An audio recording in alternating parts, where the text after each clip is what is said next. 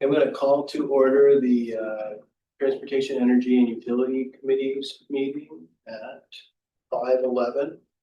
And the first item on our agenda is the agenda. And I would move the adoption as proposed on Civic Clerk. Is there a second? Second. Thank you. Any discussion? Seeing none, all those in favor, indicate by saying aye. Aye. Aye. Any opposed? That's unanimous. Next is on our agenda is the adoption of our minutes from our August 19th meeting. I would move the adoption of them as put on there and thank staff for doing the AI stuff, and just note that there are some typos in there. There are not a lot of typos, but there are a few, and it might be good to just proofread to get those more obvious ones. But I'm much better than we had before, and glad that done it in an effective manner. Any do I have a second on that motion? Second. Any discussion?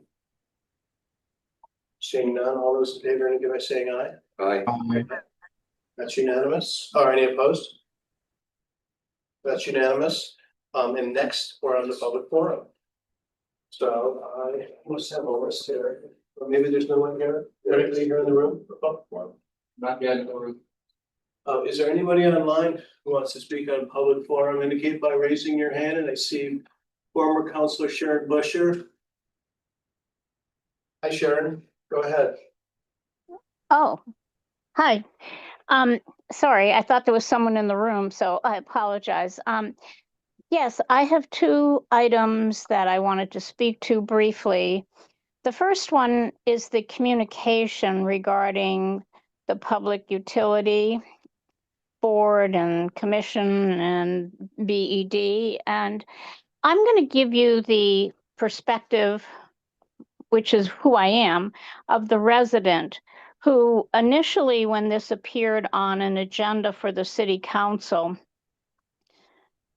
totally surprised me. And I did reach out to the general manager of BED and asked a couple of questions. And as usual, he was very nice and helpful.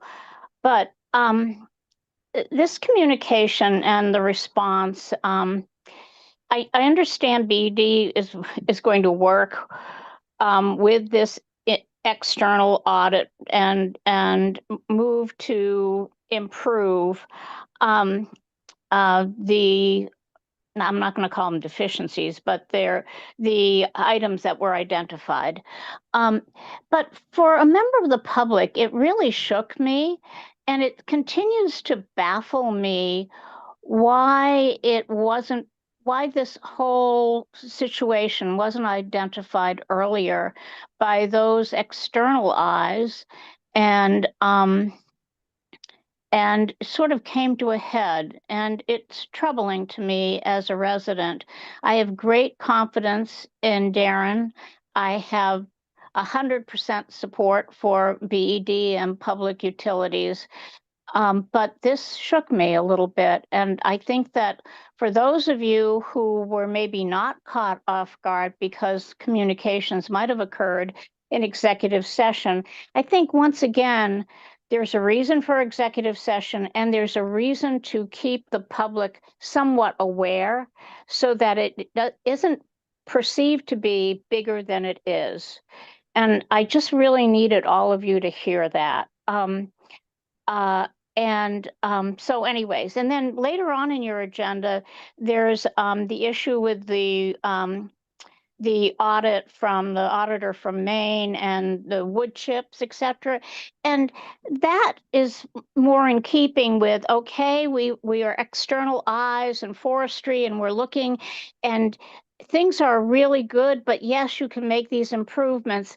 That's what I would have hoped would have occurred before these communications from the Public Utility Board and opportunities for continuous improvement. So that's that one. The second one is a compliment to, I'm not sure who, but the PlanBTV and the transportation agenda item, but it also includes a comment around how you're going to reach out to various sections of the city. And I wrote down the meeting in Szymanska Park that's where Szymanska Barn, that's where I'm going to be trying to attend. But that's respecting the public, trying to garner input at the beginning and not at the end when the public really has no power and legislators have little appetite for making change. So I'm really pleased to see that. My chagrin is that that wasn't the way neighborhood code was handled.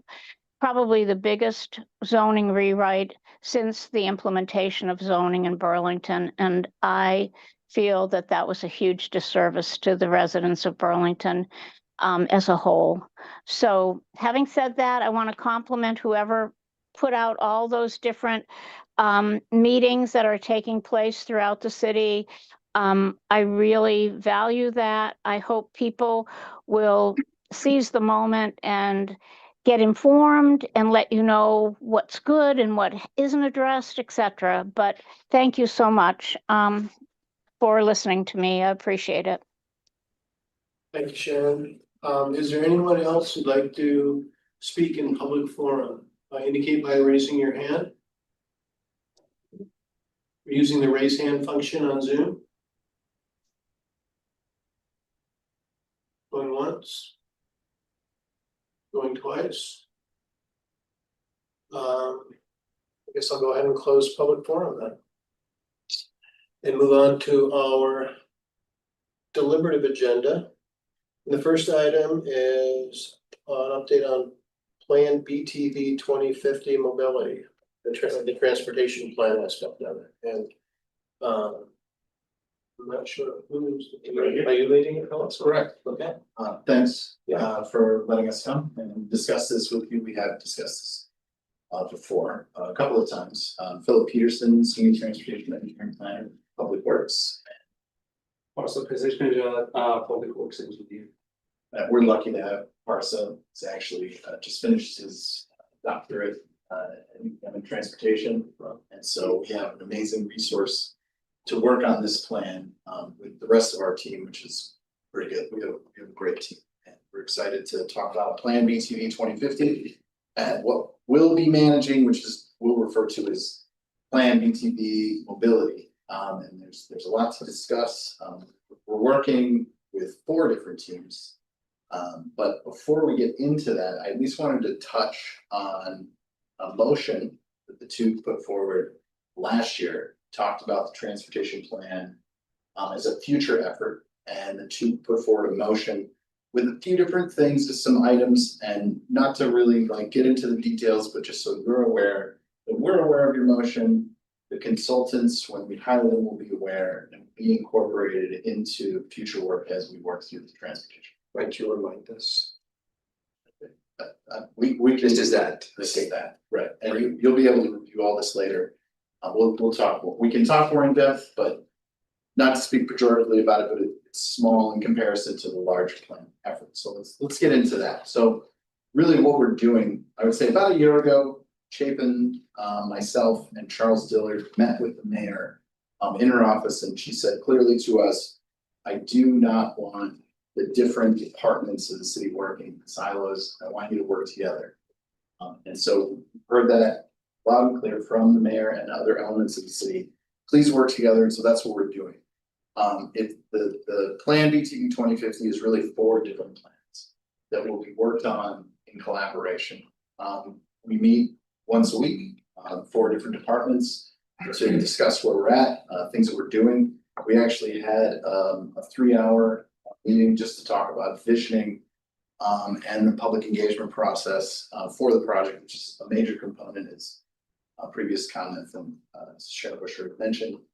And so it is a holistic look at the entire plan and the planning process for the city of Burlington. Because whatever we do in transportation is going to affect the housing that we're hoping to bring to the city of Burlington.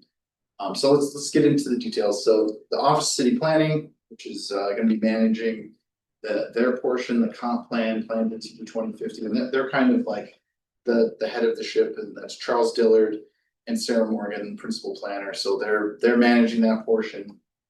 That has to do with looking at all the different plans that we've created. Sometimes it can be very confusing to residents. Sometimes it's confusing to us. We have so many different plans to keep track of. So connecting those plans together, which would be part of the visioning process, so we're not redoing work. And the Office of City Planning will be kind of managing that. Also looking at, Act 181, which is really intelligent development and meeting housing goals. So that's kind of that portion of Parks and Rec, which is managed by Sophie Suave. And there's going to be an update to the Parks and Rec comprehensive plan, which hasn't been updated since 2015. And that doesn't just focus on the green spaces for Parks and Rec, but also the inner and outer harbor, which is a major component of what Parks and Rec does as well. And for the other reasons we're up on board. Also CEDO. Now, in this process, we learn a lot about what we have done in the past. I had assumed that we hadn't really done much in terms of economic development strategies, but we have done some. But we don't really have a comprehensive economic development strategy. So that is kind of a new portion of PlanBTV 2050. So we're moving forward with that. Will Clavel and Joe Schneider from CEDO will be managing that. And then there's our portion, which is PlanBTV Mobility, the update to the transportation plan, which hasn't been updated since 2011. And I will turn to Parks and let you do it. Thank you. So one major component of this whole big plan is mobility, which is basically the transportation. And the reason we need this is, well, that transportation plan was updated, is from 2011, which many things have changed since then. We have significant development since then, and we are planning to have significant development in the near future. This is the map of zoning we've had before. You can see that many low residentials, and the new one has like a lot more dense zoning configuration. So about 7,000 new housing is about to come under the Act of 181, which is pretty significant, and we need to reassess and the transportation policies and really think what community prioritizes now, since 15 years ago. The other reason is we have a lot of transportation related plans. We have PlanBTV bike action plan. We have plans for specific like New North End, South End, Winooski Avenue transportation study, and we want to bring all of these under one umbrella. And it doesn't mean we're going to redo these, but big document is going to be referenced. It's going to be like, hey, go look at that document if you want to work on safety action plan. We have a lot more projects that I have a link over there. I can send it to you. You can go to our website and see all of those. So what's the vision for this plan? Not the city, but the plan. It's to develop a long-term mobility vision which aligns with future growth. So we're looking for future while solving problems that we already have, and also like try to integrate transportation, land use, and housing. And I usually use this term that transportation comes with or before housing. Can't wait for the housing, the new buildings to be built and be like, oh no, we don't have access to downtown. So it has to be together. We are doing this plan through like different implementation metrics or measures. One is that we are trying to use scenario-based planning. What scenario-based planning is, through scenario planning, we explore different futures and prepare for uncertainty. For example, what if 3,000 homes are South End? What happens if instead of South End, it's on North End? So we try to come up with scenarios and try to prepare ourselves for uncertainty. Meantime, we also look at normatives, like things that we are sure will happen. We also want to, as I mentioned, unify and prioritize the plans that we already have, to have it under one umbrella. And also like spotlight new emerging issues. In the vision workshops that I'm gonna talk about, we go to public, experts, everyone, we talk about transportation, we try to receive feedback on the issues that has emerged. We also want to create a guiding framework. We want to know, like, have a clear structure to allocate money in transportation investments in the future. Another reason or another way we want to implement it is we want to create metrics to measure the plans that are set. So for example, we want to have 20% reduction on greenhouse gas emission by 2035. We need indicators to try to track this progress and be up of everything. In the end, we also want to be realistic and we want strategies to be actionable. We don't want to create a utopia for ourselves. We want to be careful and acknowledge the realities that, for example, we live in some sort of a rural context, or we know cars are gonna be around, so we're not gonna eliminate cars. And we want to acknowledge the realities. So what's next? As of now, we have a request for qualification out, and this is the QR code. You can, if you want, you can scan it and it will get you right into the qualification, request for qualification. We are looking for consultant and the proposals are due October 8th. So when we have all the proposals, we will start interviewing the consultants about mid-October until late October. And once we have the contract awarded to the consultants, we are planning to cooperate with them, do the visioning workshops and planning, and have this plan completed by the end of 2026 and be adopted by March 2027. It varies based on the department. For example, like city planning want to have it a little sooner than us, we have more leeway. But eventually around March 2027 it should be. I think it's important to note that the way that we've written the RFQ allows us with the flexibility to accept several different consultants. We can have more than one contract. Acknowledging the reality that we may have the perfect consultant for the transportation plan, but they may not be fit to do the economic development strategy, which is a serious reality. I mean, kind of a stretch for a consultant to be able to do both of those things. So it's in the interests of the city that we're allowed to be able to engage in multiple contracts. It could be 4 separate contracts, but just keeping everybody on the same page, which is why we meet as often as we do. So in terms of public engagement, as I mentioned earlier, the team met yesterday for 3 hours in my office and discussed public engagement and visioning workshops, which are starting up soon. The visioning workshops will begin, the first round of visioning workshops will begin before we have a consultant on board. Which, to be honest with you, I didn't totally understand why we were doing that, but in meeting with the Office of City Planning to understand why, it's a lot of like getting some of the ingredients to the planning process for the consultant before they get here, right? So it's establishing those relationships and going through the scenario-based planning process, for lack of a better term, to let some of the magic come into the room, to allow residents to talk to us about their communities, to give things a human voice.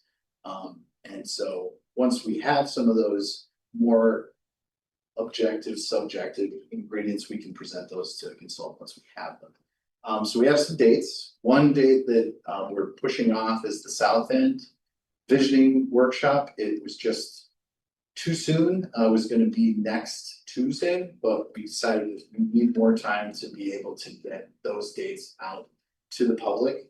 But you can see the dates we do have. The South End Visioning Workshop will be either October 20th, 21st, or 22nd.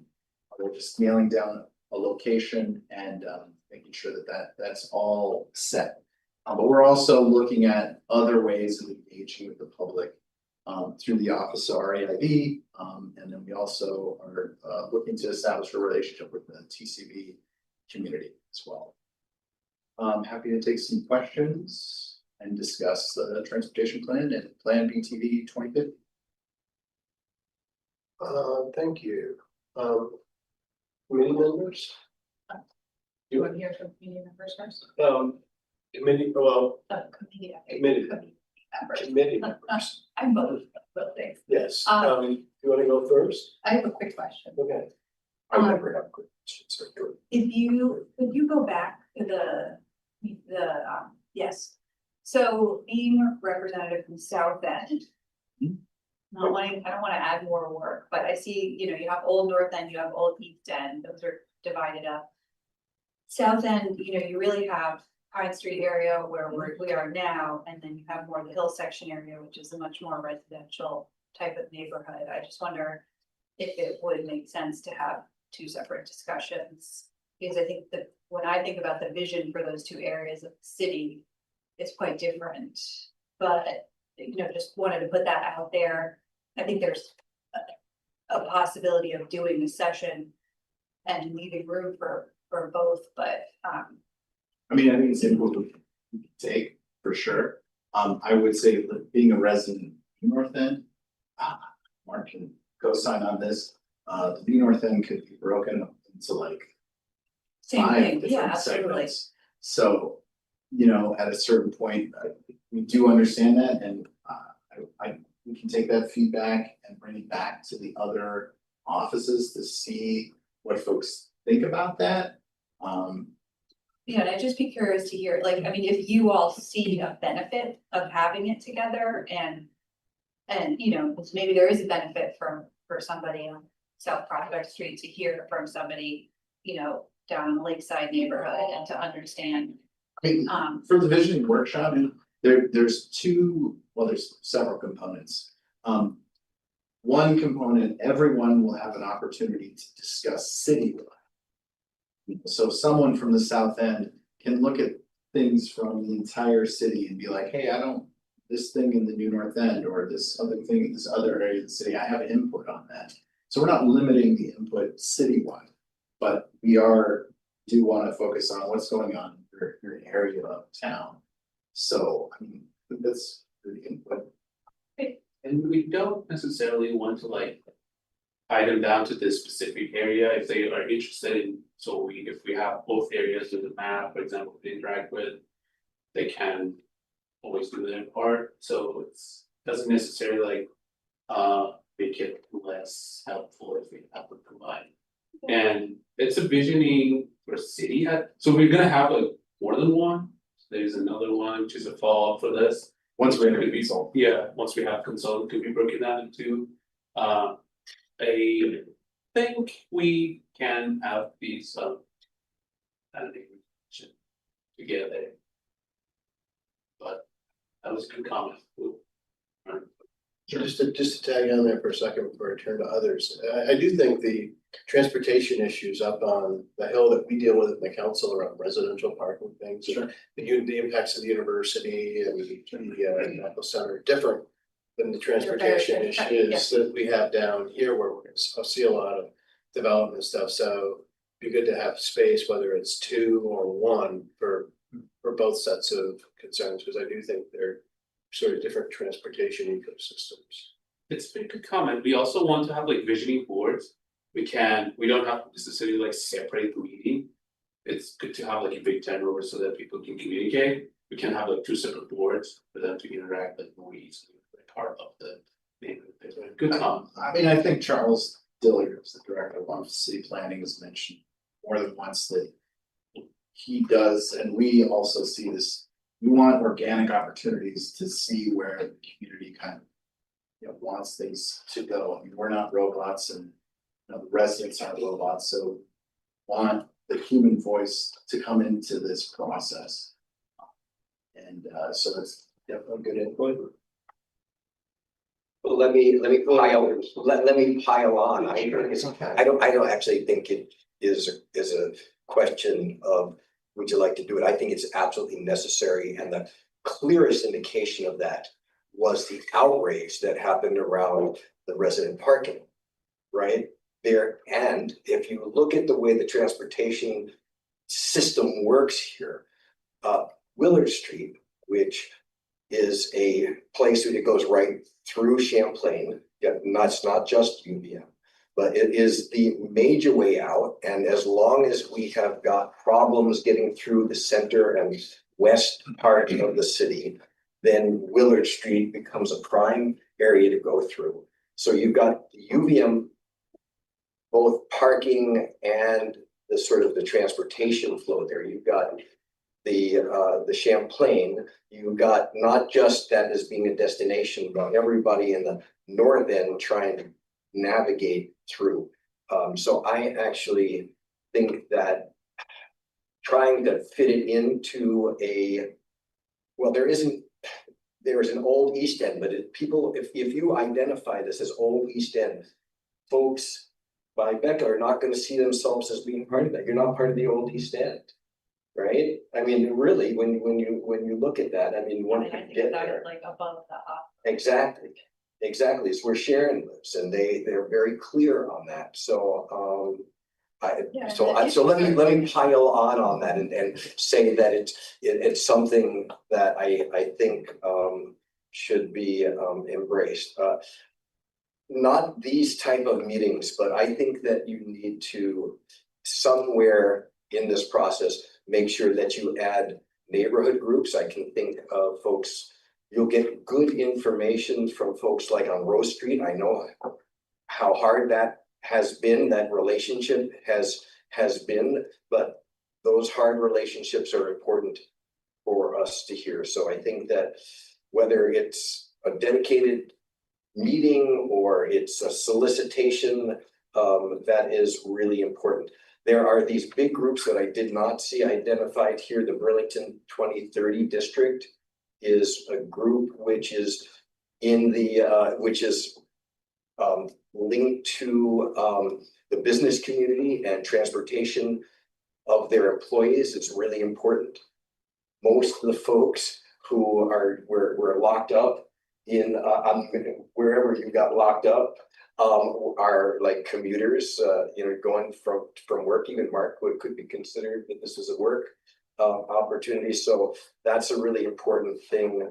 And in that regard, GBIC and UVM MC and UVM are just big players and need to be part of the planning process. I also think, in light of, if you read the article on GMT, there was a bus driver who was interviewed at the end. He said, "Look at all the traffic that we could relieve, that we could get rid of on North Ave. If only people didn't drive and drop off their kids at BHS, but they put them on the bus." And so perhaps the school department, as well as GMT, should be on that. I didn't see them there, which is why I'm listing them now. You don't have to respond if you want. So I just want to add that the relationship to parking, there's parking issues downtown, there's parking issues on the hill and by the university, etc. That really needs to be explicitly looked at, because we fought in this committee over ways to help the business community, and is it subsidizing parking? There are issues that we've got all the time. We got a communication related to parking on still from Cafe Hot this pretty recently. All of this is to say that this is a vital piece of transportation planning, and that dovetails with having a look at the regional land use and economic development changes. Because this is not just about getting just within our city, going from one place to work. I've been very lucky in my life. I have worked for most of my working life in the city of Burlington, where I've lived. But I understand. It's kind of nice. It's awesome, and I've ridden my bicycle, right? And I could do that for most of my working life. I am a unicorn with regard to that, and you can't plan around the way that I get around. two last things, I'm sorry for going on. One, besides the QR code, where is the location of the RFQ? It's on our RFP. Well, I don't look at it very often, so I was like trying to hunt for that, and I could not find it. It would be really helpful to, and I was even looking at your page. And I didn't quite get there, so I just, The city unfortunately used to have a button Yeah. for RFPs, and I think they have been playing around with the right format. That's gonna be on the universal buttons on each page. It's on big posting, there's two bits there that one. it should be made very easy, and if we want to have a robust planning process, then, I should have been able to find it really easy. Now I am distracted, so I can take, Sure. my own hurt on that, but I just want to encourage that. And the last thing is a question related to, we talked about goals, you just sort of mentioned goals, and I didn't see sort of who sets those and when they're set. I think of goals like emissions reductions or the increase in bus use or what have you, to take your pick on the goals. So where is that in this process? It's a great question. I would say it's a combination of, we have our thoughts on what we would want to set for goals. But as I said, we are going to have these visioning workshops to see what the community is looking for. I think oftentimes we get into bigger projects based on things like PlanBTV walk bike. And we initiate a project and we get pushback from community on specific projects. Well, hey man, we had an engagement process when we initiated this plan, and maybe we didn't do a good enough job with the public engagement plan because we are getting so much pushback on some of these projects. So we want to allow for the human voice, residents, to give us some feedback on what they want for goals. But we also have plans that we've done a lot of work on with consultants and with residents that has some good stuff in there that have goals. And then obviously leadership like the mayor and folks in city council, and so there's several factors. Yeah, some of the goals is to support, as Phil mentioned, like the housing. Agenda that the city has as a whole, more transportation or public transit. Some of the goals is basically the visioning, people if they want more walking, biking places, or if they want downtown to be walkable instead of driving. So it depends, part of it is to support the plans we have, part of it is coming from the vision. But so we're realistic about those things too. So if we are going to look at our downtown core and what is more walkable or bikeable, it's all about space. Had that conversation many times. It's a balance of space. We're taking away for, or we're adding for pedestrians and bicyclists, we're going to take away from cars and transit. It's this pull and push. We, as city staff, we're trying to pull the two ends together to find the compromise that's going to work. Well, thank you. I think the art will be in the way that you show that to people and have them try to get, to yes with it, weighing all those things. And the people is public, and there's also us, and there's also the mayor, it's also you and others. So thanks. I think the one term that keeps coming back around on our team is the term human voice. That Parsa and I have just kind of zeroed in on, and that is an important component of the goal setting. Thank you. Merrick, I see you have your hand raised. Would you go next?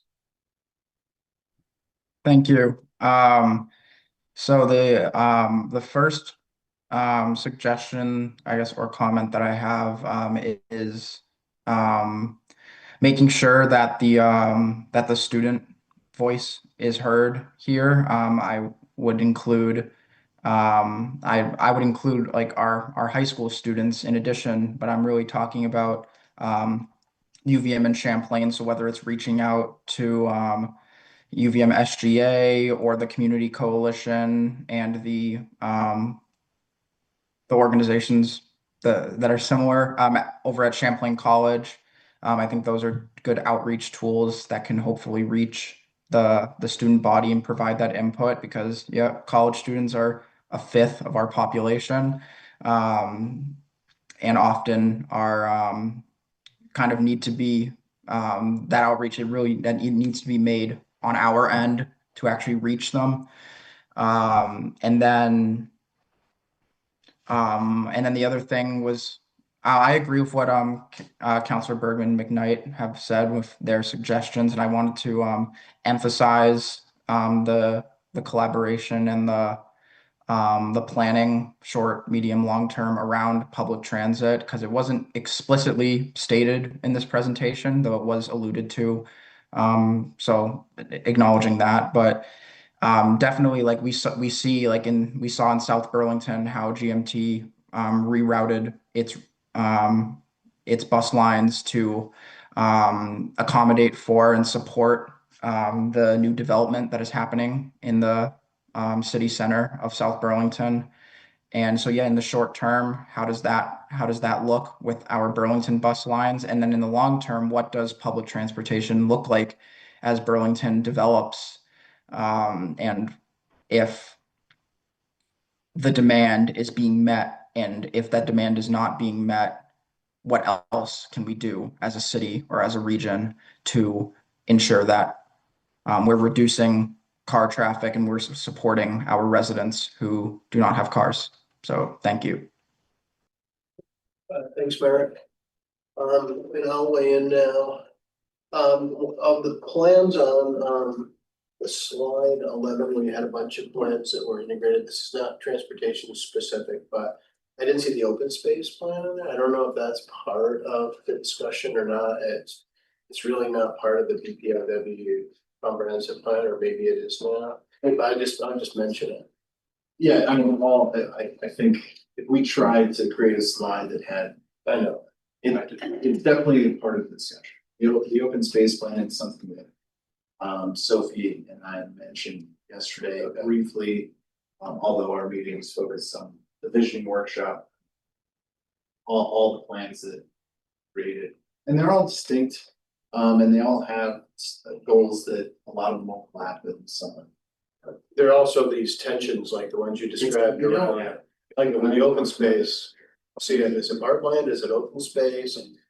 Should we develop it and add more housing? Should we keep it? That's Act 181. So all these things, right? So Act 181 is all about smart development, cutting red tape, but also smart development in areas where it makes sense. And it's good that we are involving these different elements of the city, including parks, so that we're doing this the right way. But as you said, it is this pull, like trying to find the middle ground between all of this. Right. The other thing you mentioned was I like the idea of, you doing this scenario planning like you described. One of the things that we continually take up in this committee is the future of, the only mass transit we really have, which is GMT. And, I would suggest that you look at scenarios where we have a very sort of robust GMT capability in our transportation system, and then one where we have maybe even none or very minimal. So, because I think either of those scenarios could evolve. It seems like it's a continual struggle, and in tight fiscal environments, it doesn't seem like we're making a lot of headway with GMT right now. So, It's true, and we have talked about it a lot. Yeah. Nothing that's publishable yet.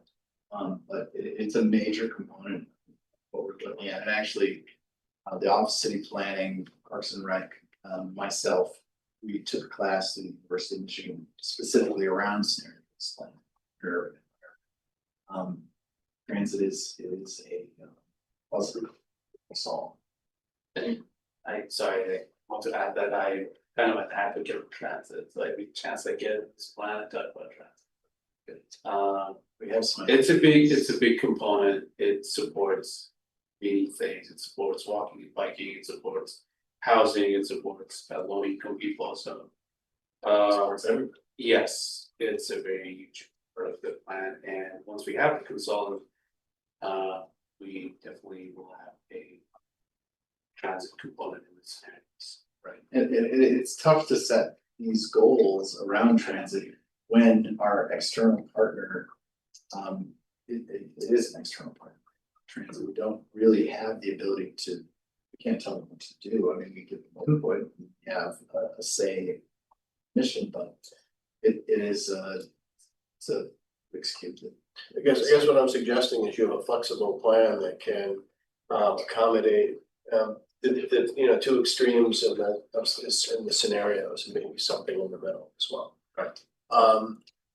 The next thing was on the visioning workshops. Will these be the exercises we've seen like with PlanBTV New North End, where there's room, posters, people facilitating, and the dot exercises where people are sort of indicating priorities?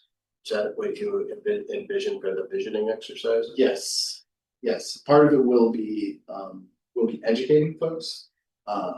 Part of it's gonna be like, hey, we do have this plan, and this plan covers these things. Some of it will be an audit. So Parks has a comprehensive plan, then we'll be an audit. What projects has Parks actually been able to accomplish? And what projects do they think they're going to accomplish, and what projects we're not? And we'll probably do a similar process with our not transportation plan, but probably like walk bike.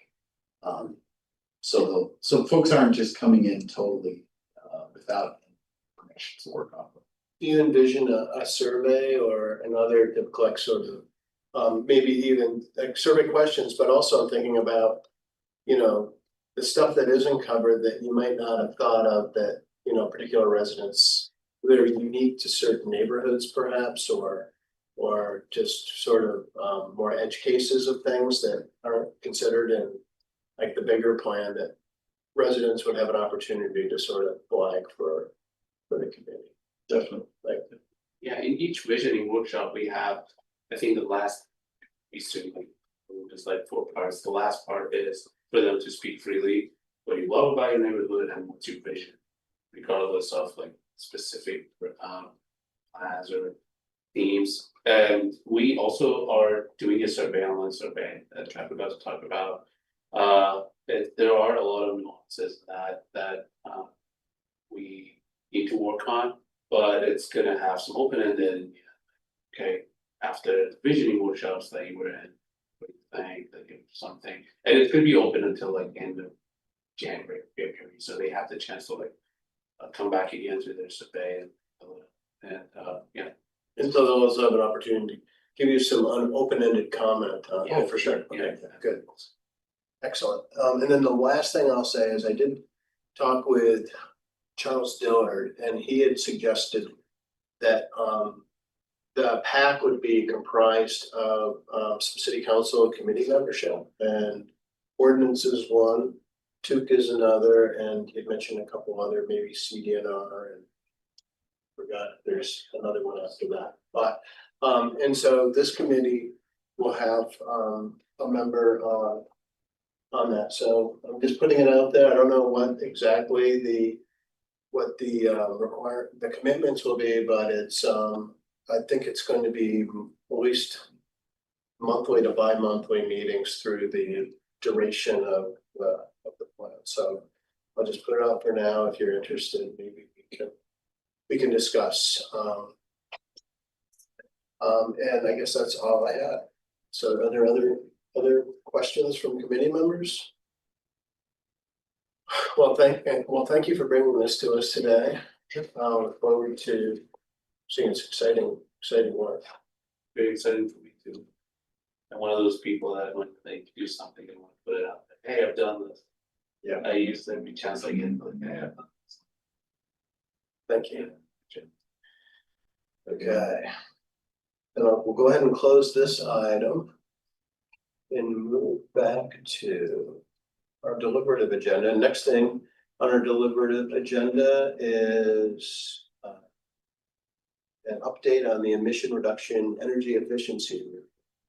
We can make Brad a panelist there. Flip that over. Anyone else? No.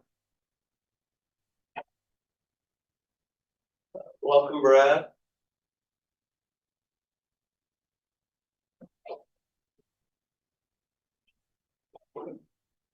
Brad, can you hear us? Yes, I can hear you. I had to unmute. Thank you. Well, the floor is yours. Welcome. Great. So we're in process on evaluating opportunities to reduce the emissions, stack emissions at the McNeil plant. And I'd just like to share a couple of slides to walk you through what the process is that we're up to and be able to provide a status on that process.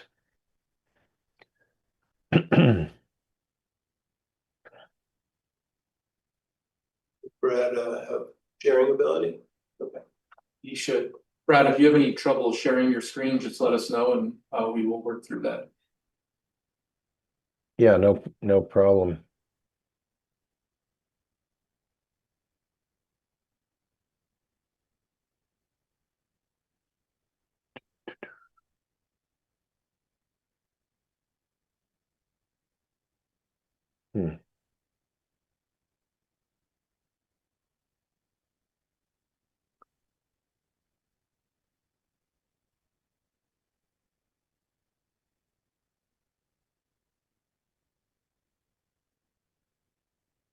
Yeah, I have a material up and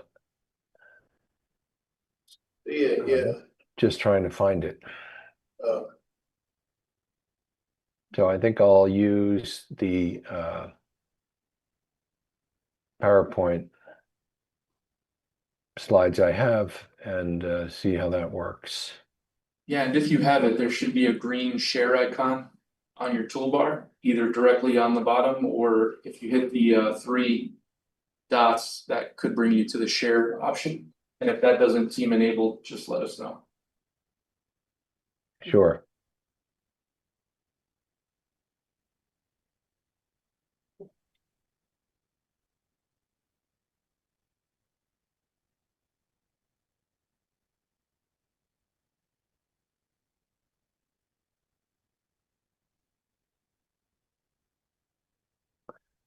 There we go. you can see that. Yeah. So we set up a task plan to address the interest goals and objectives, principally around the emissions reductions at the stack for McNeil, identified levels of 25% and 50%. And where we are in the process is we've been spending a fair amount of effort on task 3 and task 5.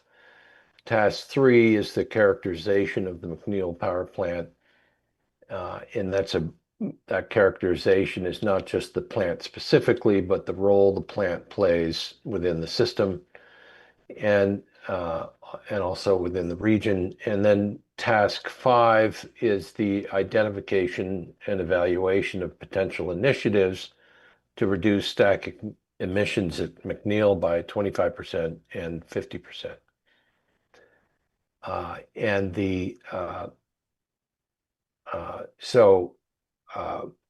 Just to explain, characterizing the McNeil plant, in order to establish emissions reduction targets, we needed to determine what the baseline was. So we established a baseline emissions level, which is the average of the past 5 years.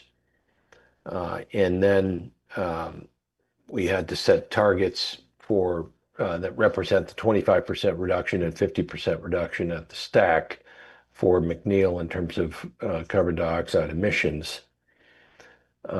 We've also looked at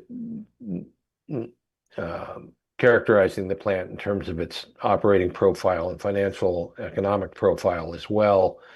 And this related to understanding the wood consumption rates, the power generation rates, the efficiency, the capacity factor, and certainly the economics of different processes surrounding the plant. And all of this is because when we look at potential changes to the plant, we really have to understand what the implications of those changes are with regards to not just the emissions, but certainly the economics.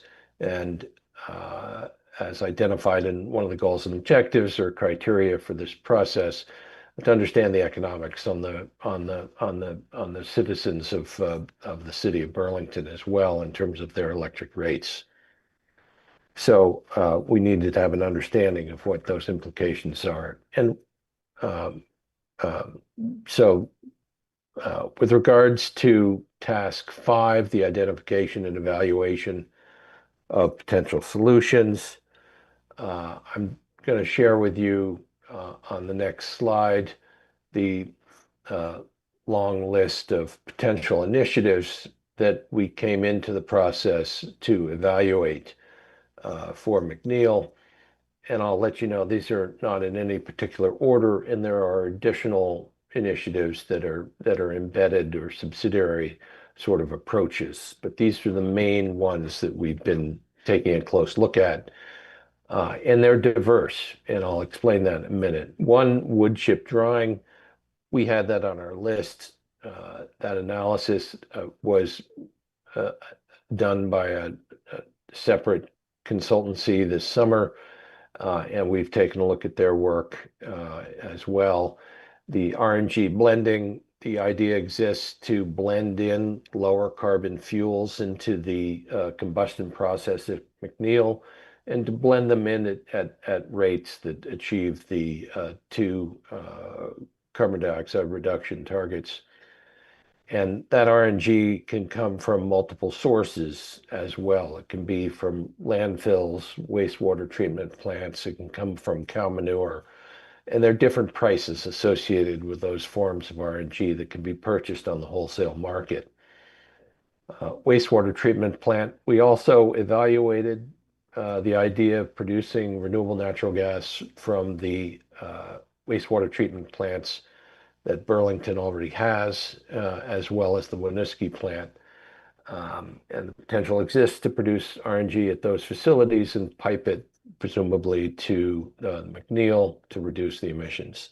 Ammonia blending, ammonia has no carbon. It's being used in a number of blending power plants around the world, in Germany and in Japan.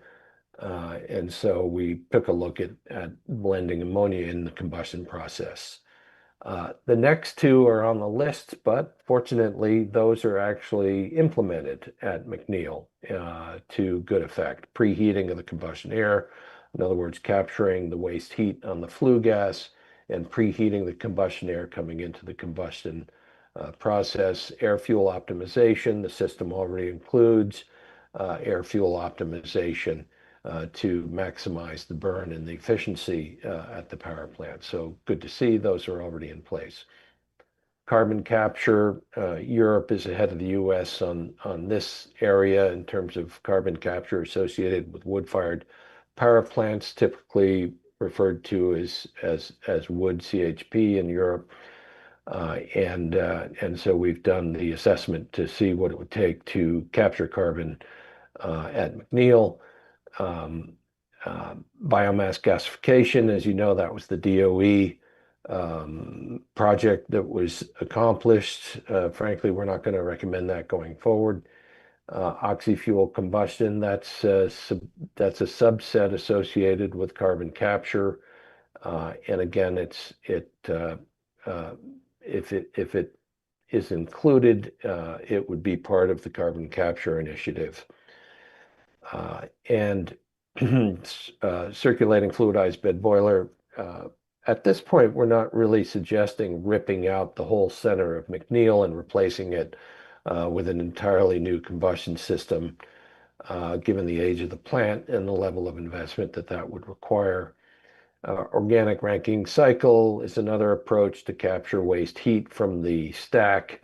And then they have these systems that you're able to then turn that waste heat into electricity using a ranking cycle. And so we're taking a very close look at that. And then the final one is wood pyrolysis, where it's a non-combustion process where you heat wood chips up to a high temperature, and the wood chips chemically the bonds weaken and produce the constituent molecules of carbon, solid carbon, and hydrogen. And then those can be used in power generation processes that are clean, non-carbon power generation. So we're evaluating that technology as well. When we think about the process of identifying and evaluating potential solutions, we're first looking at the technical applicability, the opportunity to impact the emissions. We then look at characterizing the potential equipment from mostly from an efficiency and performance perspective initially, then fundamentally an OpEx and a CapEx capability down the line. And then we actually build models that look at the flows of the energy and the materials and see that they achieve technical potential. And then we look at the impact on fuel use and electricity production at the plant. And then we look at the operating costs. And then if the initiative looks favorable at that point, we then go forward and do a more detailed CapEx analysis to see if it's worth the investment in terms of the cost and the implications therein. So that's where we stand. We've modeled almost most of the approach and are doing refinement, and then there's some which we're digging in some more detail at this point, and we expect to be done with this project in about a month going forward, unless something else comes up.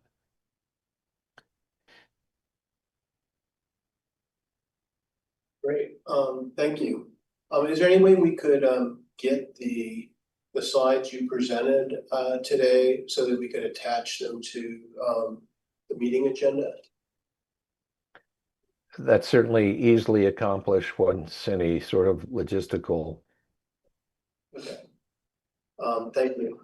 Yeah. So committee members, questions?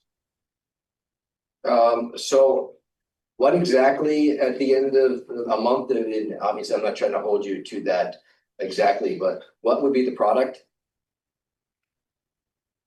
We're producing a report that assesses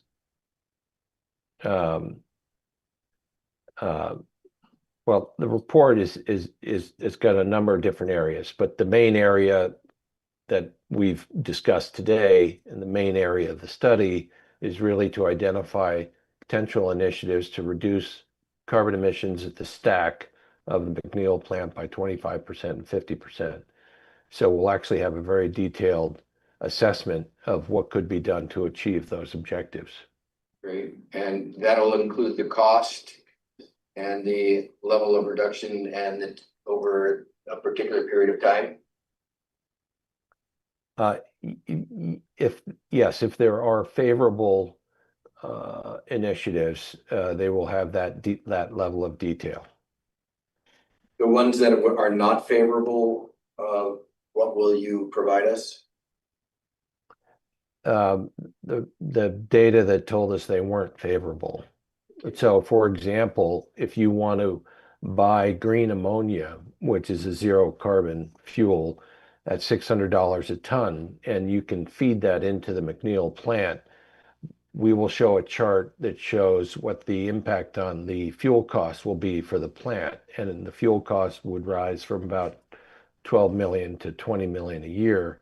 And at that point, we discount that initiative without going into detailed cost analysis. I don't know if that's a fair characterization, but there's preliminary assessment of a broad range of initiatives and then a more detailed assessment of the initiatives that represent some potential. And just to keep following this up, you'll have an implementation schedule that will be part of this, or at least some preliminary recommendations in terms of how to proceed in the timing, since the resolution called for us to do it in the next 5 years and then the next 10 years from a date of the resolution. That, you know, so you're doing great, but we need to keep track of time as this develops. No, that's very good. We will not include an implementation plan per se, because that would be, I mean, that's another level of detail. But certainly, I think it's up to, and I'm not sure how you want to handle this, but it's really up to BED with the council and the city council in terms of how to proceed, given the results. Okay, another point of conversation and decision. I think that'll and batteries and solar expansion and geothermal, all of which are mentioned in the next bullet point in the resolution. I didn't see them on the list. How do they factor into this? Yes, we have, we're working on task 4, which is the future role for McNeil site. And there's multiple elements embedded in that, and that's looking at those that kind of list, and we're working with BED on identifying those potential roles.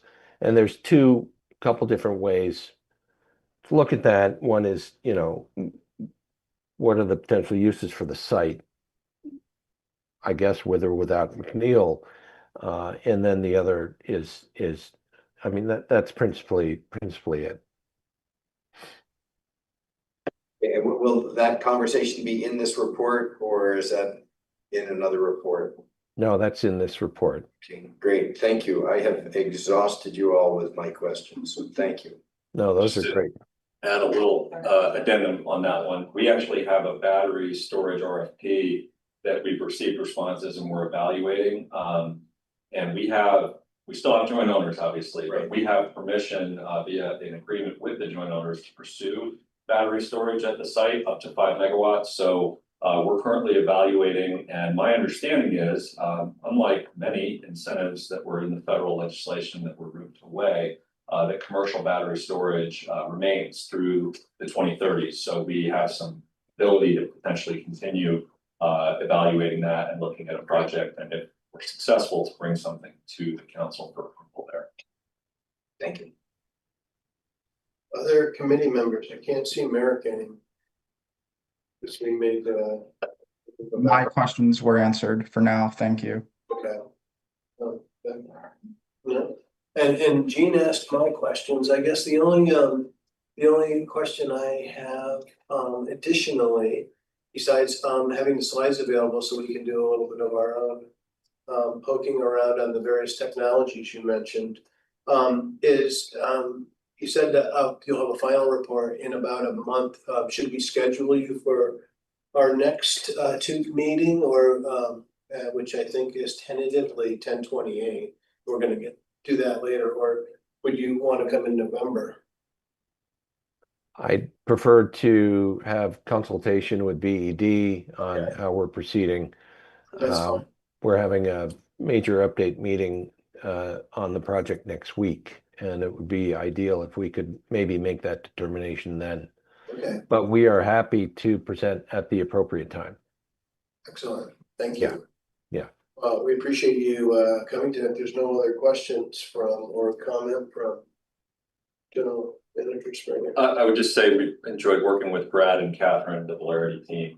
There's some great ideas in that list of initiatives, some of which we were working on and some of which we're learning about through this process, which I think is as intended. So we're looking forward to having some of this information ultimately available and being able to evaluate it in the context of our continued, obviously at the moment, joint ownership with McNeil, and looking at it in the market context as well. But we really appreciate the very thorough work that's going on.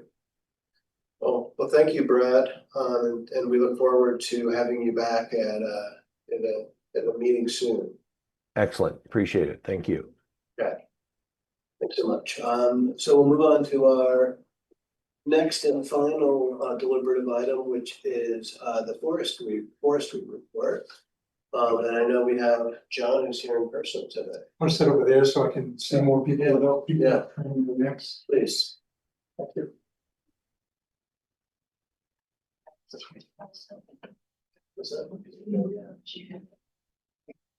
Good evening. As you all know, I'm John Bryant. I've been working with Betsy and the DED Foresters since late May. I think once we finally got a contract, and I thought it'd be good to come tonight. So I'm not a big fan of Zoom.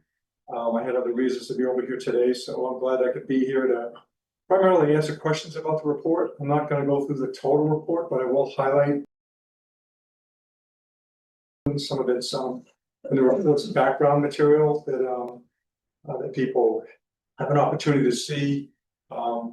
So I'll just get to it. I just want to say, first of all, I think the report addresses the RFP. If not, there are probably some things that might be on the periphery, but I really do want to answer questions that people might have. That's my primary reason to be here face to face. When I started this project, I knew something about the city of Burlington. I've been over here. I've always enjoyed being here. I almost went to school here, but I chose to stay closer to home. Probably because my mother didn't want me to go to Vermont to go to college. But I love Burlington. I love the area. I had no idea that you burned wood residues for energy until this project started. And I've learned a lot about that process, and I've enjoyed it. A little bit about my work history. I went to University of Maine, and my bachelor's of science is in forest utilization. And at the time, people didn't quite know what that meant, but my goal was to use forest products to the highest use. And throughout my career, I've been fortunate to be in a position where I could do that, as well as a lot of other activities in the business I've been in. I am the principal of K2QC Consulting. It's a forestry consulting firm that I started when I retired from American Forest Management as a co-owner. I've enjoyed that. I've had a lot of different projects which have allowed me to use my education and experience.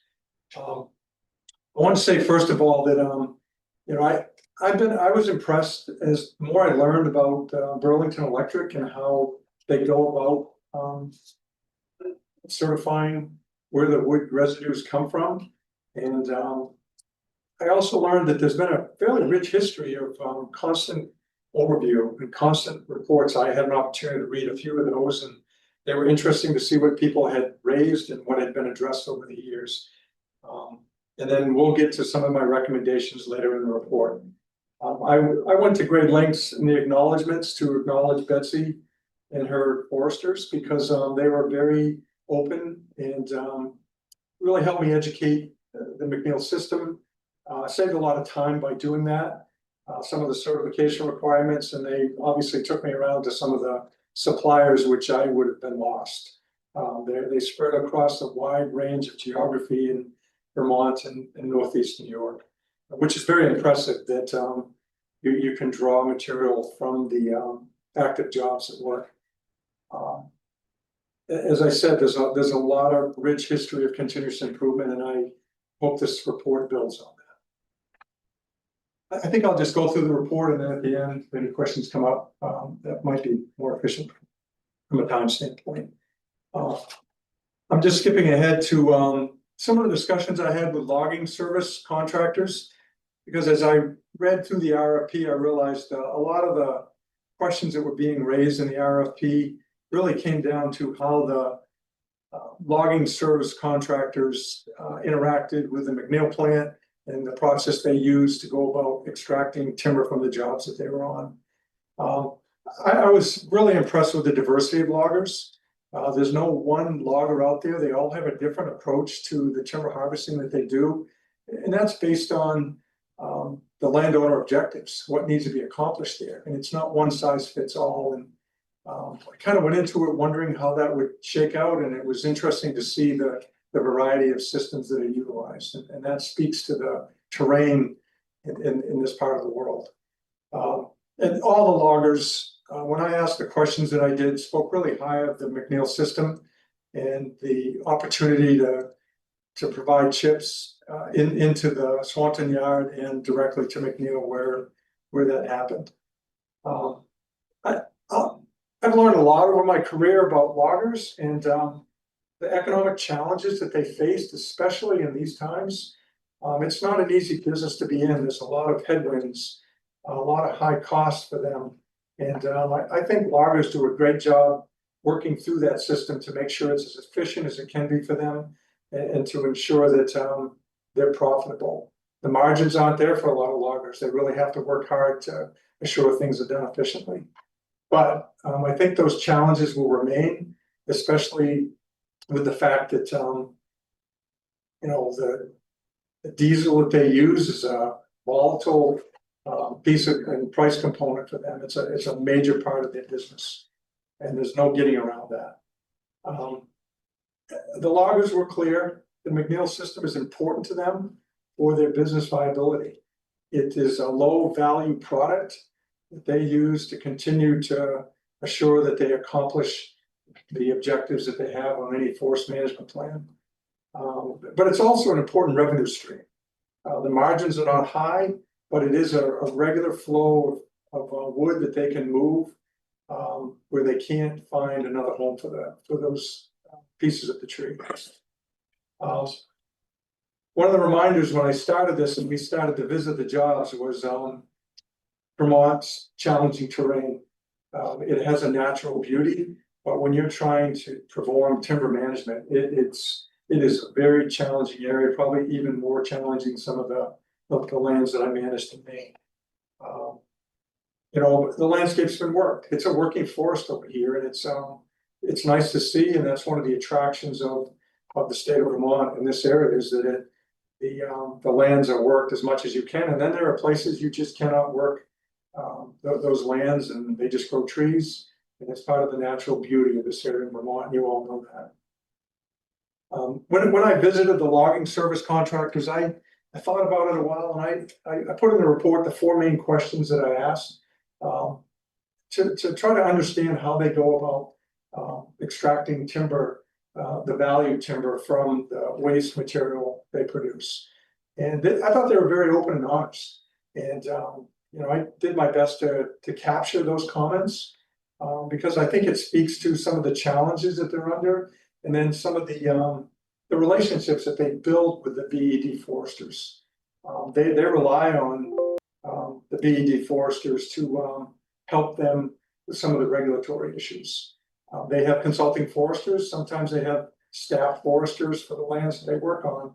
But I'd say primarily they do rely on the BED foresters to help work through those challenges, especially when it comes to the Vermont regulatory issues you have here. Some that are unique to Vermont, some are very similar to what we face in Maine and New Hampshire. So I was impressed, and it gave me some insight. There were some similarities, but then there were some differences depending on the geography that they worked. A few of the harvest visit observations, I'm not going to go through all of them because you all have had an opportunity, I think, to look at the report. But I was always impressed when I show up on a logging yard, how their process works to identify higher value products. That if we weren't there when they were actively logging, I could go on the yard and walk around and determine what products were likely going to go to which mills. And that allows them to transport the timber off the site if the logger wasn't there. They have independent truckers. They have truckers that come in and move product to different mills. And it was a regular process of chipping the waste residues for the most part, but then there were times where late winter jobs were being closed out, and they needed to get the high value timber out and leave the chip piles there so they could chip them when the ground was conducive to doing that. Pretty chaotic at the end of winter. You can't predict when winter's going to disappear. And I think the jobs that we visited, a lot of them were post-winter, most of them were active, but you could see how they They closed out the job and set it up to clean up what residuals were there. And that speaks to the aesthetics, and it speaks to the professionalism of their operations and the oversight that was being taken to assure that logging was represented in a very positive way. So those aesthetics are critical to professionalism that loggers have, I think, grown to their credibility has grown over the years, especially in the last few decades. I'm just going to move on to some of the noteworthy practices that I saw. The documentation was very impressive. The planning was very impressive. And some of the plans that I reviewed, and I have those in my briefcase still, showed the detail that the BED foresters expected, and the amount of details that you could read in terms of how the jobs are going to be implemented. And it was a collaborative approach. I use one example that kept coming up over and over, where the bats, the various bat habitat that was being protected, and the need to move a logger off-site when they reached a certain threshold, or it was in that window where it was very important to protect the habitat of the nesting bats. And Vermont sets a standard for that. We don't have that in Maine. Partly, I think, because in this area you have a better handle on those habitats than Maine or New Hampshire have. Vermont's mapped that. It's an important piece of the conservation of those habitats here. So that was one of the high points when I began to learn all the work that was put into that, and the loggers understood that and respected the fact that they had to move their operation and they'd have to move back to finish that site on a private landowner. That truly was impressive. It took me a while to understand the role that the BED foresters worked in. They were certifying, but they weren't procuring. And I alluded to that on page 6 of the report, that there are foresters who strictly work in a management role, and then the logger takes it from there. And then there are foresters who work in what I call a procurement role, where their job is to encourage the logger to get the timber so that they come to them know. But the BED foresters really worked more in a compliance role. I never felt like any of the loggers were pushed to get chips to come to the plant. There are places in Maine where you can readily see that. The role of a procurement forester is to get the timber off that job. And I never felt that. I felt really like this was an outlet, and the BED foresters were trying to work in a regulatory and a compliance role that for the certification piece of this, because the standards are clear, and the BED foresters expect that on all these jobs. It really, I think, spoke to the process that's used to assure that everything is done the way that the guidelines state they need to be done. One noteworthy practice, and we went to the Swanton Yard. Betsy helped me understand the importance of that, but it is probably the most efficient wood yard that I've ever been to. We were there for a couple hours, trucks were coming and going, but you could tell the truckers expected to get on the scales, get dumped, and get out of there, because they wanted to get 2 or 3 loads a day, and the more they waited in line, and I don't think I ever saw anybody wait in line. There were 2 dumpers, and they were so efficient. It was so efficiently run that I couldn't think of a place in Maine where it's run as well as the Swanton Yard was. So that's really a positive for our McNeil system. I'm not going to go through all the Appendix A standards, because they're detailed there, and I kept a lot of notes, and I relied on the discussions I had with the BED foresters. We traveled site to site. I'd ask how things, the interactions with the different loggers, and they were able to articulate the differences in the loggers, but how they address the different expectations that the guidelines adhere to. And some of these are embedded in the recommendations I had at the end, but I was really struggling to find any things that were out of compliance, just because they weren't there. The plans proved it. If I looked through the plans, I could see the specific places that I could go to. And I got a lot of plans to review. Every time I went to a site, someone would hand me the package before I got there, and I'd usually go back to the hotel and review it and check down through the process that I saw. I'm gonna move on to the at the end of the report, the recommendations for improvement, because I think these are the important ones that I identified. Logger training through the professional loggers of the Northeast. I know that they're working their way over here. They've been in Maine for a long time, but they've expanded to the Northeast. And I think that's a good thing, because they're a strong advocate for loggers. You know, they advocate for proper training, they advocate for legislative issues, they advocate for cost management issues. And you know, my recommendation is continue to support that, because it's an important piece of logger health. And without logger health, there'll be a decay of the opportunities to manage these lands over here properly. You know, encourage the annual workshops through a third-party organizations to assure that Vermont loggers continue the effective use of AMPs, which in Maine we call them BMPs, because they're best management practices. And they're very similar, and I think that I saw situation after situation where AMPs were being implemented in the field. I think it's important to continue to update the education materials so the public understands the importance of the BED's leadership in protection of these rare, threatened, and endangered species. I think you need to highlight that, because I think it is a standard that BED foresters are setting.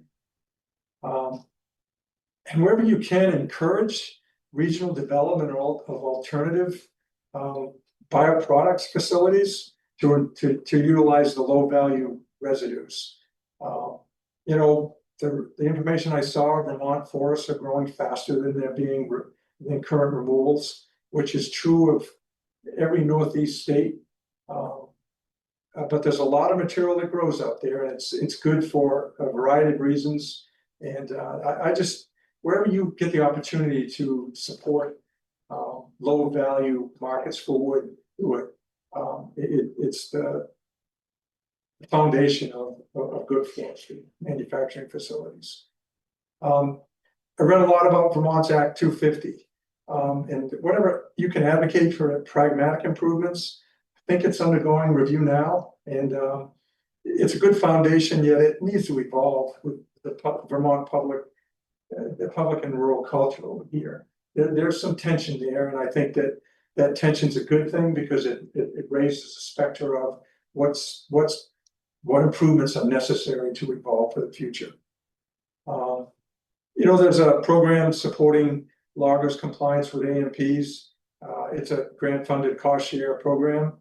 It's fairly new, and I think this is one place where they're pushing to try to assure that loggers can get those grants to assure that they are implementing water quality protection practices.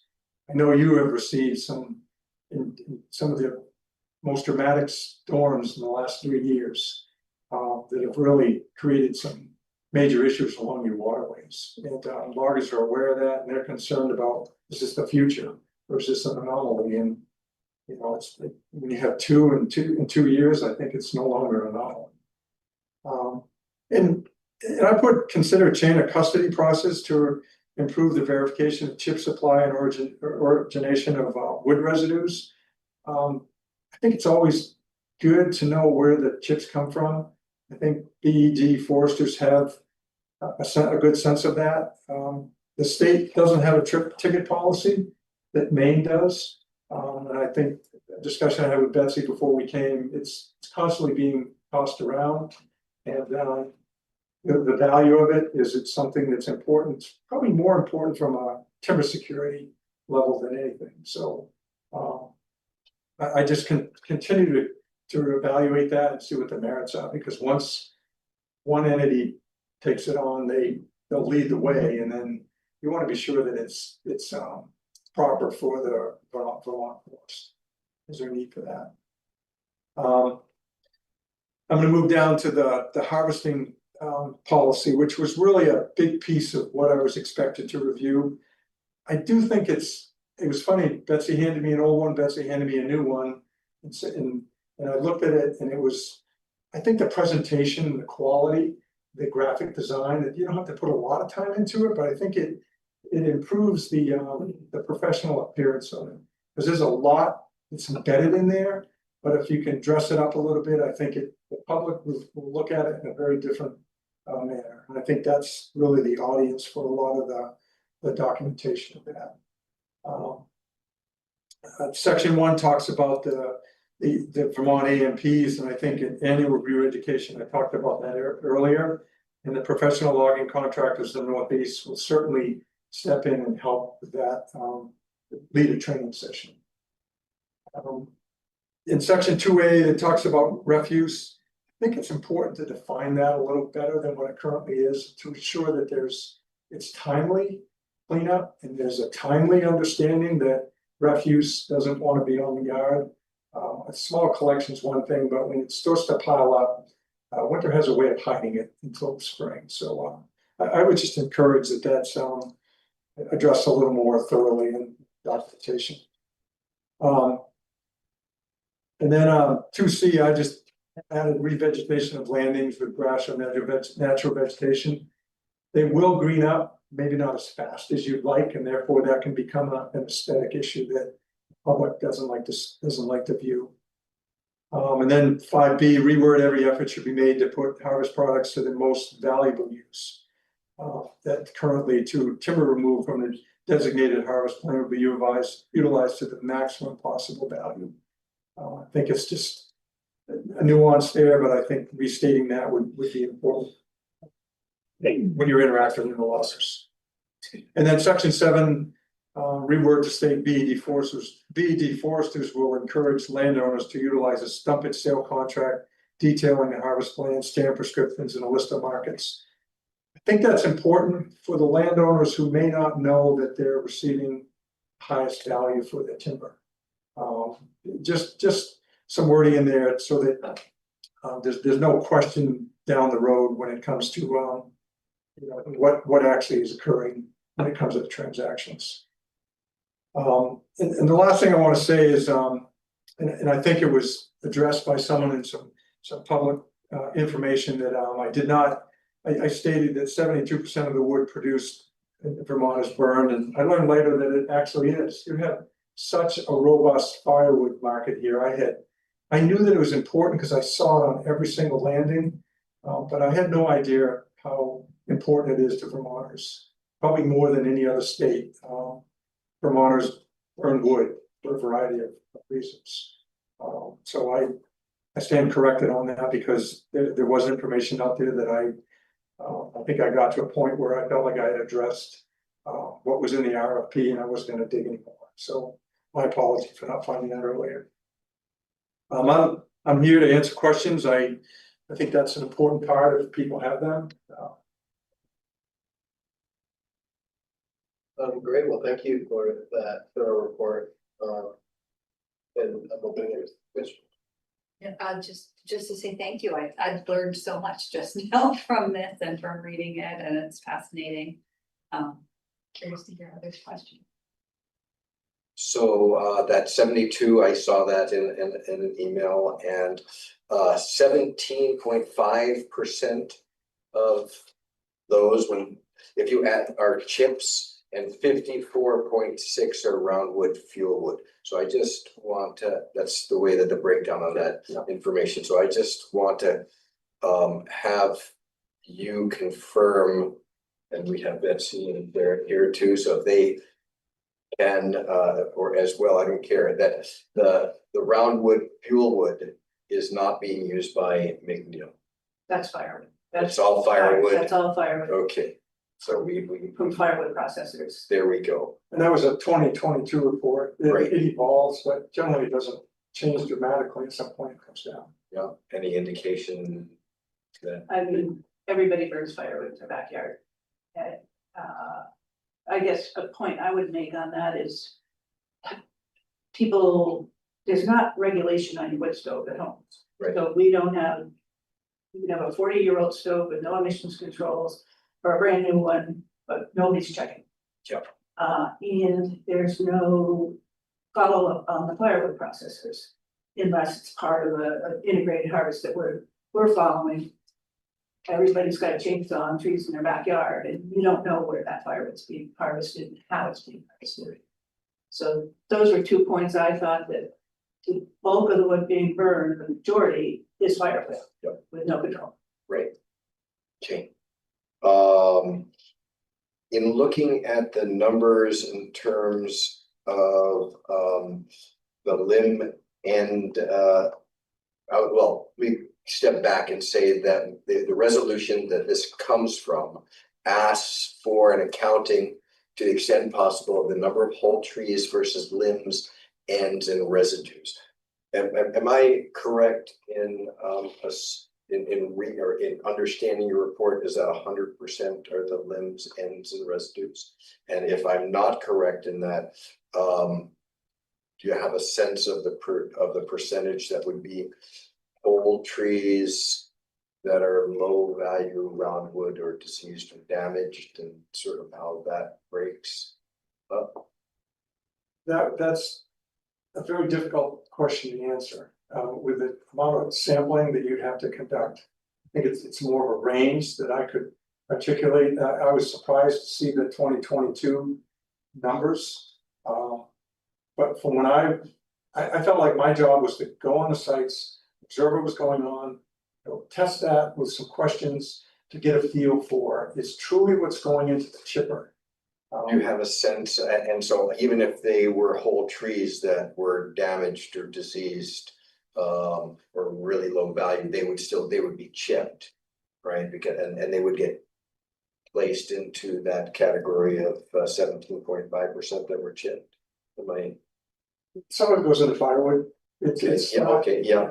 So that's a hard one to differentiate, but I'd say the vast majority of it goes into residue chips. So then just to be clear, in terms of the range, again, looking at this, I'm just looking at the resolution. The percentage of the trees that are limbs or ends or residue that go to be chipped for McNeil is what is that? You were talking about a range. What's your guesstimate? It's not in your report, so I'm asking you to sort of step back and. Yeah, originally I would say 90% or greater, but looking at the new information with the amount of firewood. Yeah. But I just didn't see vast amounts of firewood compared to what was being chipped. Firewood's an active piece, but on these jobs, that's a small percentage of what's used statewide. Okay, that's my sense, Betsy. I think a lot of it is market driven. So if there's a market for white pine pulpwood, that's going to be sold. But if there isn't, it's going to be chipped. So really, it's a market-based economy. And no one's going to chip something they can sell for a higher price. Right. So we do have times where Ticonderoga is not buying pine pulp, but people are cutting pine. They're taking the butt logs out, but they're chipping more than they would if there was pulp. And is that information that you become aware of in the course of your work? Yes. We could track on that, if it were important for us to track it, I'm not. I think that would be difficult because I don't control the pulp market. Right, no, it's more like just getting an understanding as. Yeah, so it goes back and forth. Right. And then there's a pellet market, so if the pellet market is busy, the pine's gonna go there. But those are things that the loggers are making the decision on and based strictly on the economics. Because we're the lowest price point of anything. So they are not gonna chip something they can sell for a higher price.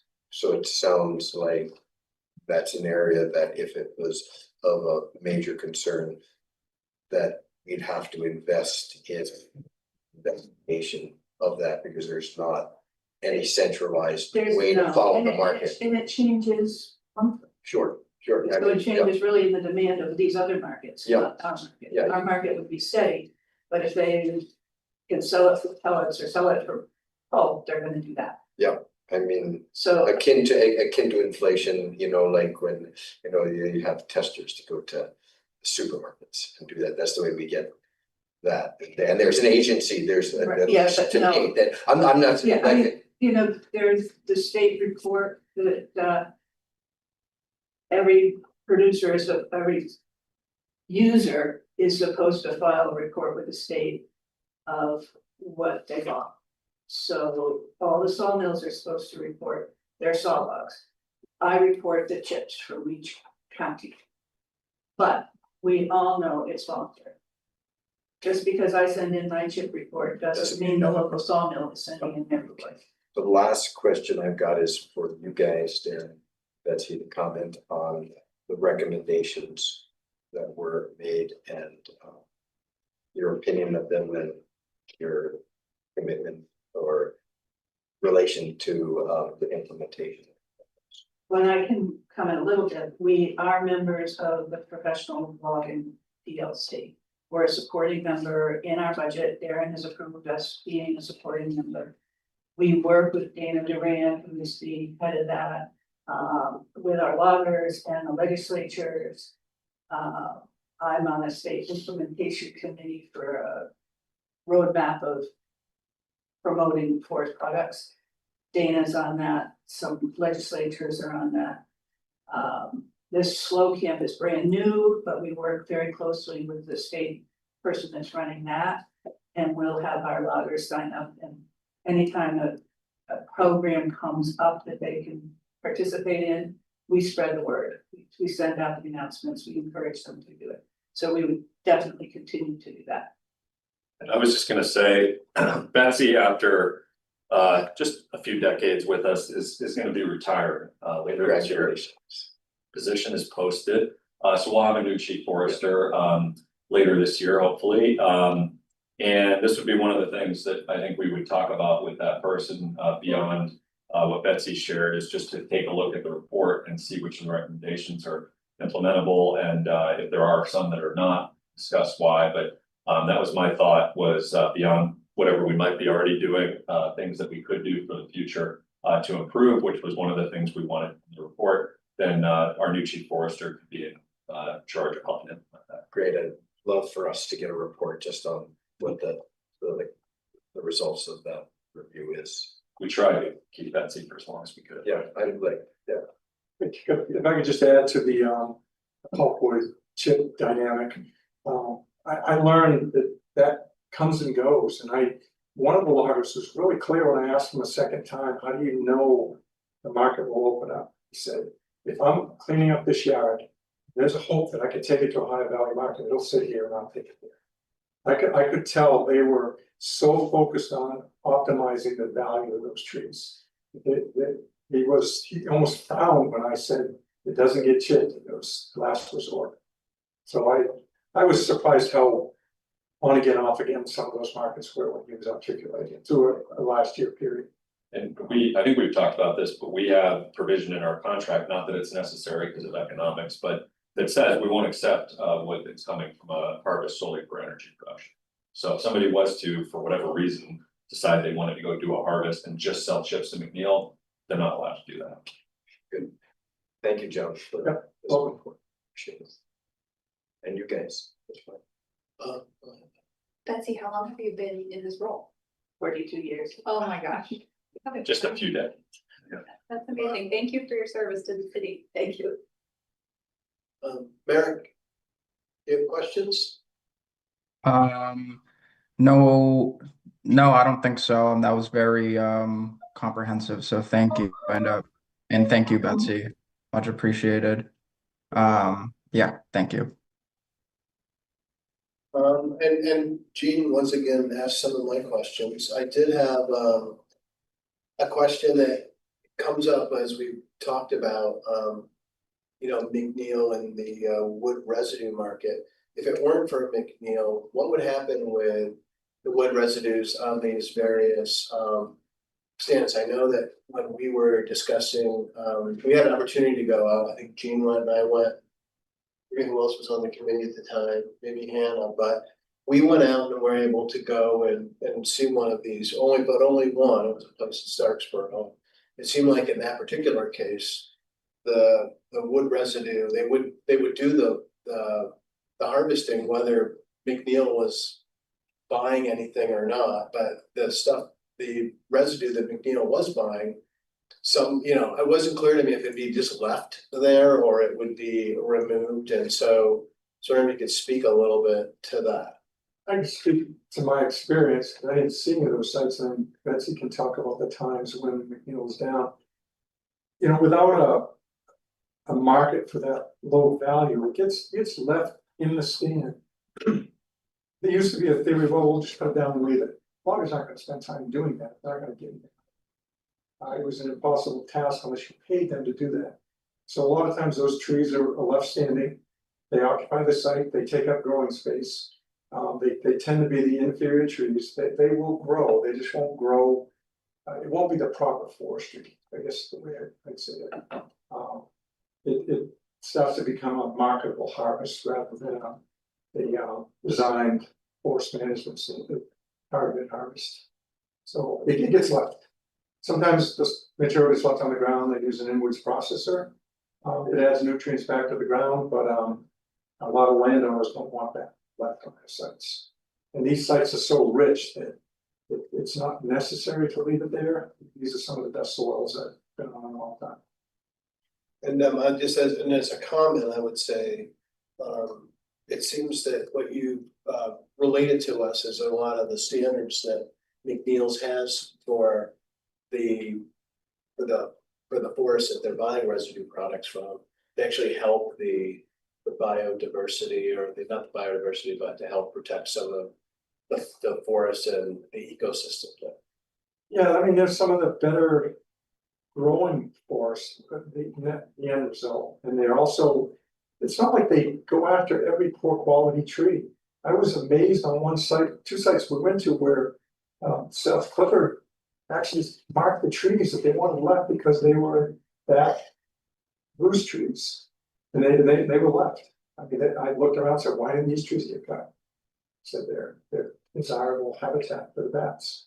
So the logger had to go around those. So that's a situation where they were trying to maintain that habitat as well as do forest management and stand. So sometimes they're left by design because they're wildlife habitat. And my last, I guess, question is sort of riffing on Gene was asking about recommendations. Let's give all the recommendations that you have there. Are there any that you prioritize? Yeah, no, it's fine. I think the one where the quality of the I think it's the first one I have, improve the quality of the harvesting policy. It doesn't mean change the text, it just means dress it up a little bit. You know, maybe put some pictures in there, and people say, well, it doesn't matter. I think it matters a lot, because it speaks to professionalism. Anything that you produce, you want the quality to match the text. So, I mean, that one's important. I think this continued review and education, which is happening, to make sure the AMPs are understood and well understood for the younger loggers, for machine operators. Maybe the logger knows, but he has an operator that may not be completely aware of it. The annual training is important. We tend to forget the number of people who are coming into the business. So those two are highlights for me. The others are consider, encourage, but those are, I think, a couple of important ones. Okay. One comment I would make is that we are the only regulated forestry operation in the state, Burlington, McNeil and Reigate. There is no state forest practices law, so nobody else has to follow these rules. People do, and sometimes they don't.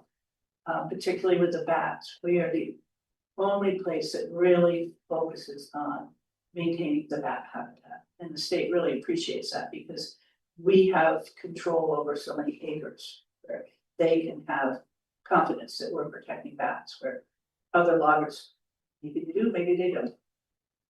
I'll speak to that one site we walked, and I just walked, there was a Lincoln job with the Kevin Fink and I were out walking up this old road. One side was BED managed, the other side was not, just because of the difference. They weren't selling chips. They were just cutting wood on one side. And we walked up this old road, and it was pretty traumatic. I asked, the difference, and Kevin goes, this is not something that the chips are purchased off or sold to us. They go to a different facility, I think, and it was pretty dramatic. It was an eye opener, and the road just happened to separate the two lands. Well, are there any other questions and comments? I'll add my thanks to your 4 decades of Thank you. service. That's amazing. What's that? Big shoes to fill. Yeah, big shoes. Yeah. And also, And no, thank you for this very thorough report. I enjoyed it. It was interesting to come over here, and I like working with Betsy's Forestry. I realized the professionalism that they exhibit. Thank you. Thank you. Any closing comments for me there? Yeah. No? Okay. Well, thank you. That was the last deliberative item we had, so let's see what else we have left. A director's report from. Anything you want to add, director's report, before I jump in? Oh, no, I don't think so. Okay. Thank you. Thanks, Dan. Thanks, Jen. Thank Good night. Thank you for the opportunity. I'll be brief. 2 items I wanted to bring up. One is that we'll plan, Department of Public Works will plan to be back in front of the council either first meeting or second meeting in October to brief you on the city's recycling program and next steps. We did put the RFP request for price quotes out for haulers to bid. We've gotten bids back. We've looked at the one bid that we received. The bid was higher than I would like. And we have reviewed 5 options, everything from keep the service in-house to go to subscription service to rebid and hope we get more competitive bids. It is likely that we will be coming back to the council with the recommendation to keep municipal recycling for the foreseeable future. And we can certainly go into explaining why, but I want to give you a heads up on this. So it's not a surprise to this committee in case this hits Monday night. May not hit until the second meeting, but wanted to update you on that and happy to answer any questions. The second item is that, Councilor McKnight asked about Main Street, Great Streets, and our facility, bike facility. It's the first kind of curved, separated bike lane pair that we have on each side of the road. This is a best practice in many parts of the country.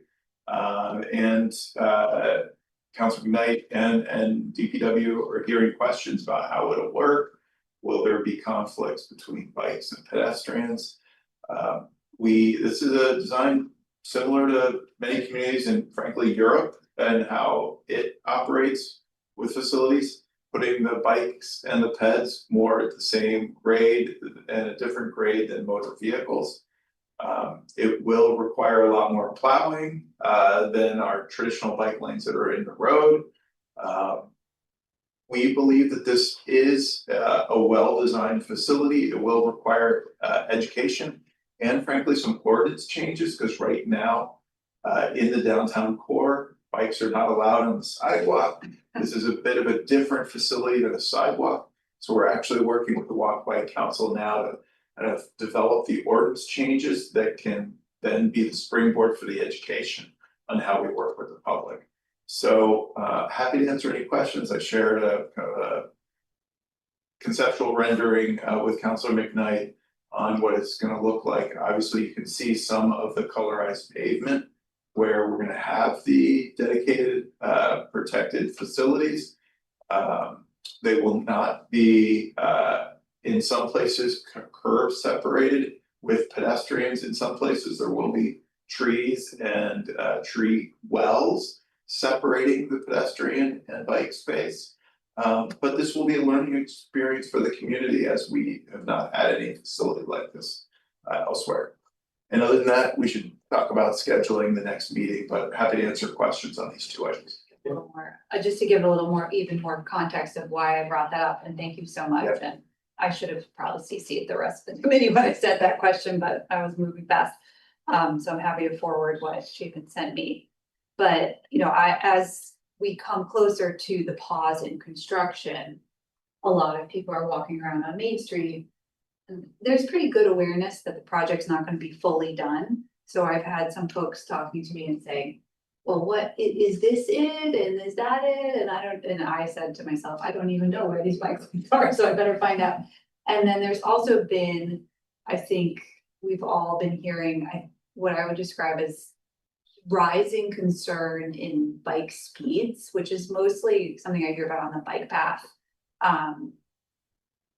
And so I think with those two question sets together, this is something I want to be proactive about, because personally, I'm really excited about these bike paths. I think we should be really proud of them. They're setting a new standard for the entire state of Vermont, which is so exciting. And we're so lucky to have them, and I can't wait to ride my bike on them. But at the same time, as Chapin said, it is going to take some getting used to. I think we've got to do really good signage and just get out ahead of the communications. And then the only thing I didn't see in your response back, Chapin, was I think we should have some specific examples of other cities. I couldn't think of any that I mean, I don't get to travel as much as I would like to, but especially not to Europe. But if we could say, all right, Copenhagen has this, and here's a picture of their main thoroughfare, and look how great this looks. I think it would be awesome to have two or three examples like that, and maybe even some like press coverage. Because what people are gonna be worried about is, I'm walking on the sidewalk with my 2-year-old, and a biker comes by going down one of the biggest hills in the city, and they're going too fast, and somebody's gonna get really hurt. So I think it sounds like we have, like, the safety is kind of factored into the built environment, but we're gonna need to tell people about that. Could you just identify where we're talking about exactly? The entire, from Union to Battery, It'll be on from both sides of the street? just east of Winooski, so not all the way up to Union. Down through Pine Street, To the Pine, intersection of Pine. okay, And then, because we could not afford the full 6 blocks, we will be looking at an interim parking, bike lane design from Pine Street east down to Battery Street, that will provide connectivity across Battery Street for bikes. It will be. both sides of the street, there, it'll be on both sides of the street. That is the plan, and it will require turning the diagonal parking to parallel parking. And that conversation we will need to have with you all in the coming months. Okay, and local motion. I mean, we have on different occasions been flooded with people upset with plans, and so have they been part of this this process? Previously, they were as part of the Great Streets Main Street design effort, as part of the interim connectivity. I don't know, I haven't even seen plans yet from my team. I don't think we've gotten to the point where we can have, I don't believe there are plans yet to share. Obviously, anticipating organized pushback and routine local motion, and the walk, bike. So all of those, are folks that are, motivated and organized. Yeah. Perhaps we could anticipate collaboration that might Well, help with so- the critique, right? And so, yes, that would be great, and that means reaching out to them to collaborate, right? That's it, yeah. That is what I'm suggesting. Great. Merrick, you have your hand raised? Yes, thank you. Chapin, on the, it's dark in here, sorry. Witness protection program. Something called BED. So on the, on recycling, can you remind me, what council meeting are you guys returning to present, your recommendation? Either this Monday or the second meeting in October. Great. And so this recommendation considering the meetings that you're bringing it up to won't require us to look at the information beforehand, but yeah, what is that presentation that you're going to give going to look like? I know you kind of described it, but hearing it again would be appreciated. Yes, I think the important thing is we're not seeking action at this time. We are seeking some general response. If the city is to keep municipal recycling for the foreseeable future, there will be multiple actions that the council will need to make. One is we will need to add FTEs, and so having that conversation with the financial realities that the city has is going to be an important conversation. And in order to fill those positions, we've been struggling to fill those positions without recruitment incentives. And so just like we came to you for the MOA, the memorandum of agreement with AFSCME last time, we would be seeking to come back to you with another round of hiring bonuses and other recruitment incentives. So both of those would require council action. We're not, if indeed this is the direction that we all agree to continue on, we're not going to be seeking any sort of commitment in an October council meeting. This is merely to show you the one bid we got, compare it to the budget that you've all asked us to develop for what municipal operation looks like. Get your feedback that we're thinking and seeing the data the same way you're seeing it, and then we come back at a subsequent time looking for action. Does that help, Councilor Broderick? Yes. Great, thank you very much. Yeah. Okay. Anything else on this, on the director's report? Councilor Items, anybody have Councilor Items? No, Barrett? None? No, And so that brings us to our scheduling our next meeting. Yeah. It's the fourth Tuesday is 10:28. Does that work for everybody still? Does not work for me. My wife scheduled a year ago something that she really wants me to do, and should be quite Soon else we got. It is that day. Halloween is Friday. Get warmed The up. 29th and the 30th are wide open. 29th. My only scheduling request, I will say this today, it's very I don't know about you all, but I'm tired after a council meeting. So it doesn't look like we have a council meeting that whole week. Does anyone know why it's on Tuesday? It's probably a holiday. Yes, it is a holiday on Monday, the 21st. What holiday? Indigenous peoples. No, it is a religious holiday that is not Christian based, and I can't remember which one it is. Diwali is Tuesday. There we are, Right, but maybe it starts at sundown on Monday. maybe, okay, Yeah, thank you. yeah, Diwali. Anyway, sorry, So we could do 29 or 30. I can't do 30. Or Yeah. 29. That would be wonderful. Where? 29, Merrick. the 29th at what time? We've been doing 5. I'm assuming we're thinking 5. Could we do 5:30? Yeah, it might help me too if construction's still going on. That's true. I'll be here. Yeah, what are we talking about that?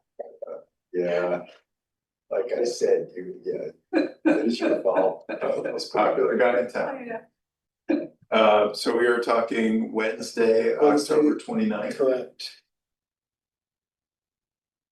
Rob, how does this conference room look?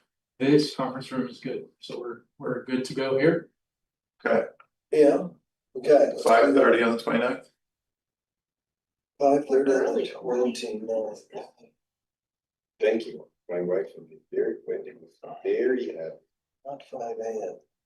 Okay, let me get to the other end of the thing. Okay, I think that's all we got, so. With no further business and absent objection, I'll adjourn this at 7:09. Not bad, that's our shortest one, so. It's like what, just And a late start. Thank you. Yeah, cool. Have a good night. Thank you.